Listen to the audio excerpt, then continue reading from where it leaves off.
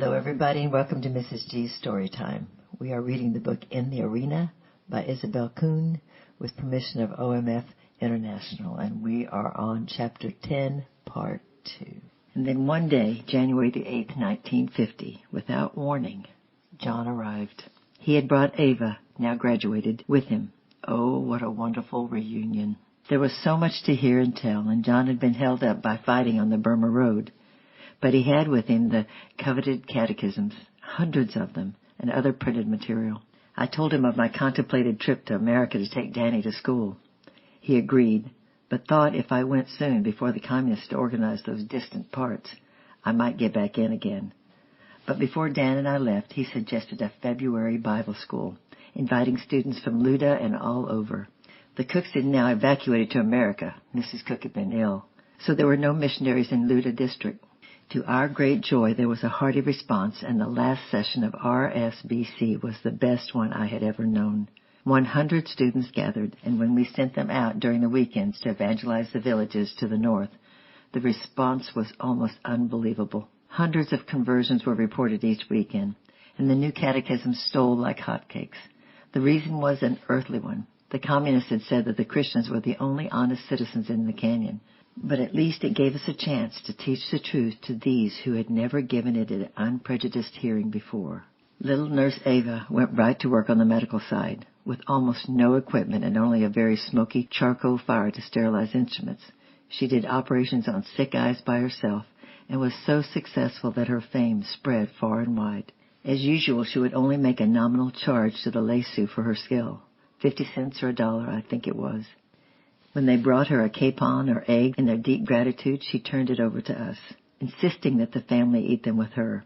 At the end of the school, Danny and I had to make preparations for our departure. It would be 2 weeks trekking through the jungle of Upper Burma. John offered to go with us, but with all these new converts to supervise, I felt he should not come. When Lucius offered to be my escort, we decided to accept him. The parting with Daddy was one of the hardest we had ever had. I felt myself that I would not get back. The communists would never allow evangelistic Christianity to work under their regime. John isn't optimistic by nature, but when it came to saying goodbye for once, he could not force a smile. We left him on a high rock jutted out from the road, biting his lips in grim determination, and we set our faces towards the track that would take us halfway around the world. But that is for the next chapter. The knives of the scissors are like two dangers or two painful situations which to human sight might cut us in pieces when they finally meet. What is our refuge there? It must be to shut our eyes tight to the physical situation as the mere outward eye sees it. Our refuge must be to get absolutely quiet in the inner man so that God can speak. Then direction will be given. The experience may be compared to tightrope walking. The walker must be trained on easy, low ropes first. When he is trained to throw off all the glamorous outside calls and attend to one thing, his eye on that one goal, then only he is ready to put his training to the test in the place of danger. We must learn first, today, now, in this smaller, easier matter, to walk with our eyes on the Lord only. Only then can we do it victoriously under the later high tension of danger or excitement. First I had to learn to fear running away before God's time had come. Then I had to learn to discern his voice from the hurry voices of the flesh, and to hold on in steadfast patience. If I had run off to Burma when the Lozi Lopa scare came, see what I have lost? 1. I would have missed seeing John. 2. I would have missed meeting Ava. I have never seen her again. She had to stay behind in China when at length John was ordered out of the canyon. 3. I would have missed the repentance of Kedusupa. 4. I would have missed the last wonderful RSBC session where hundreds of heathen Lesu were garnered in. These platforms or struggles in life do not necessarily make us stronger Christians. I want to be sure that this is understood. Many victories do not make us stronger Christian. It does give us an experience of Christ's ability to help us, so the next time it's easier to trust him. But it is fatal to think that we have become strong. Oswald Chambers used to say he feared to become 40, for so many once shining Christians seemed to grow cold and flabby in their spiritual lives at that age. Maybe it was because they thought themselves strong and unconsciously released the flesh from the position of crucifixion. Platforms do not make us stronger Christians or better Christians, but they do make us richer Christians, rich in our inner fellowship with Him, rich in our confidence that He will be our rock and our deliverer in the future, rich in the relaxation of a little child who leans back on his father's breast, confident, secure, satisfied. Oh, the deep, deep love of Jesus, love of every love the best. 'Tis an ocean vast of blessing, 'tis a haven sweet of rest. Oh, the deep, deep love of Jesus, 'tis a heaven of heavens to me, and it lifts me up to glory, for it lifts me up to Thee. S.T. Francis. We're going to move on to chapter 11, Stranded at the World's End. And now we are on our way to America. First came the Panama Pass, 10,998 feet elevation. We left Village of the Olives on March the 10th. That night we slept among the rice fields by the side of Salween River. March 11 we climbed, pressed through the city of Luchang, and learned that the new communist official was due to arrive the next week. He would never have allowed us to leave, of course, so we escaped just in time. The third day we were still climbing, but now on the sides of the great Panama Mountain itself. That night we slept in a hamlet called Techo, the last house on the slopes before the pass. And the next morning I woke up early. To my dismay, I heard the pitter-patter of the rain on the roof.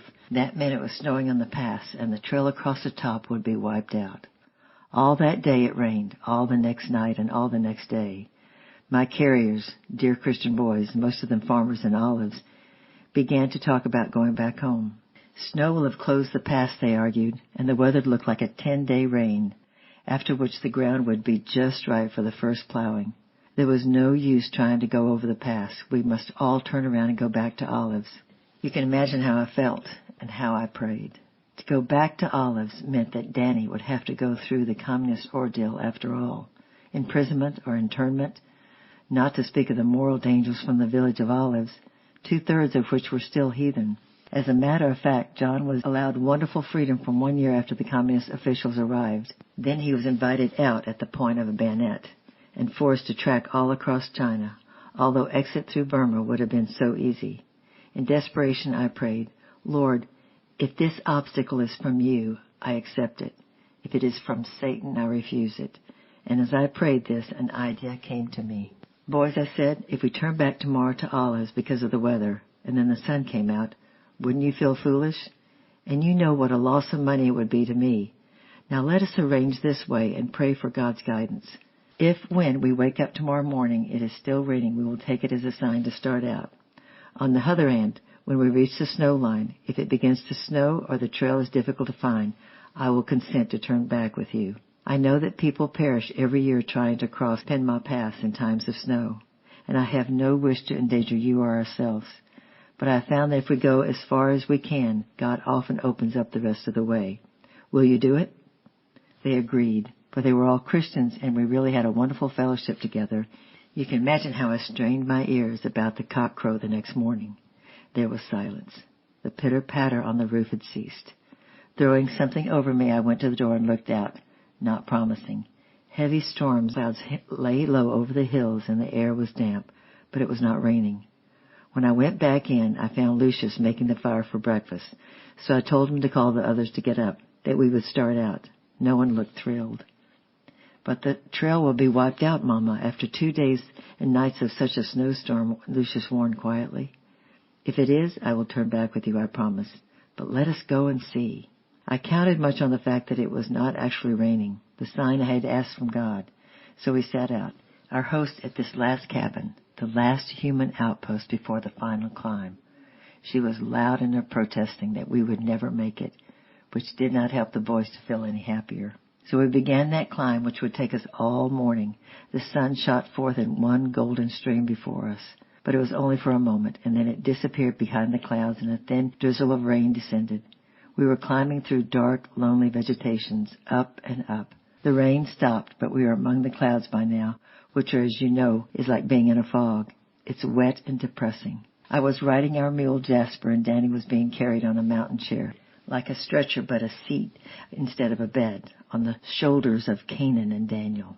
The Lesu, usually so merry and cheerful on the road, were silent, and I was wondering if it was right for me to endanger their lives. Should I call a halt and turn back? I was praying for guidance even through the fog. Up above us on the rocky ascent loomed two black figures. They spied us as we spied them, and both parties shouted. The next instant they were down beside us, two Lesu heathens of the Luda district. They were returning from a trading trip to Burma and had just crossed over the pass. "How's the top?" our men shouted. "The snow is deep, but we are a large party. You can find your way by our footprints if you hurry." Abe, didn't we first fellows have a time? Delighted that their lives were spared, for the trail would be easy from now on. They sprang on down the slope, passing us. "When you reach the village of Olives, tell Mapa you saw us," I called to them. "We'll do that," they called back, and the clouds swallowed them up. Now our men pushed forward with new vigor. Further on, two more of this Luda party met us. "It's beginning to snow on top of the pass," one of them answered with our eager inquiries. "But you can make it. Watch for our footprints. There's nothing else to show where the trail is." It was now noon, and all of us were hungry, but we did not dare to waste time making a fire and cooking lunch. I had one slice of bread left and a small piece of cheese. This I divided with Danny when we finally arrived at the top of a Penma Pass. It usually presents a most marvelous view, with China spread out before you on one side and Burma on the other. But now almost all was covered with snow clouds. On the China side, the sun was starting to struggle through, but on the Burma side, all was dark and lowing. In fact, it was beginning to snow in tiny, half-wet flakes, which melted immediately as they touched us. The trail on top of the Penma Pass is but a cowpath in width. It wounds back and forth on the level for a short distance before plunging down into the deep descent. We set more Luda Lesu shivering as they struggled up towards the China side, but their feet had sunk deeply into the snow, marking out the trail for us. It was God's provision. We waited until our party was all together, the slower ones catching up with us, who led the way, and then we began to cross the pass. We had not gone far when Jasper suddenly sank to his stomach in snow. I had to dismount. With Samson pulling at his head, Lucius jerked him by the tail. They finally got the mule out and on the trail again when the snow was not so deep.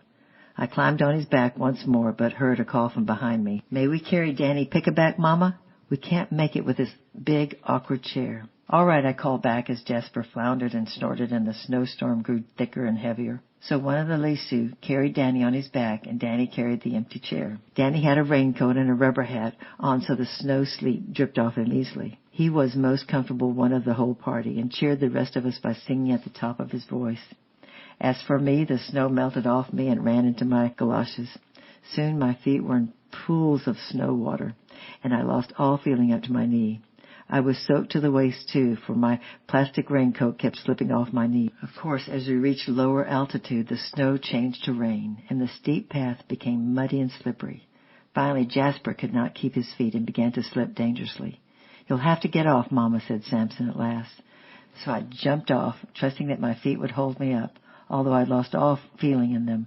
Lucius helped me, and so we continued to slip and slide and descent. It was 4:30 in the afternoon before we reached the pretty valley where Penma village nestled. Pink peach blossoms were beginning to burst into lovely color against the new green of spring buds, and everything was shining from the recent rain wash.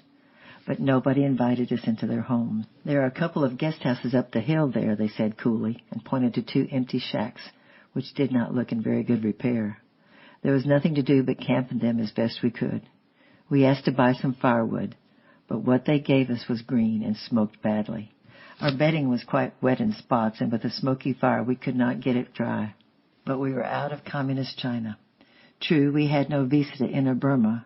We still had 10 days' track through the jungle before we came upon civilization, and even after we reached Myakina, Danny and I would still be halfway across the world from home. There was plenty to think about, but at least we were over the pass. Next time we'll find out what happened and how they got home. I am praying for you. I love you, and bye-bye for now.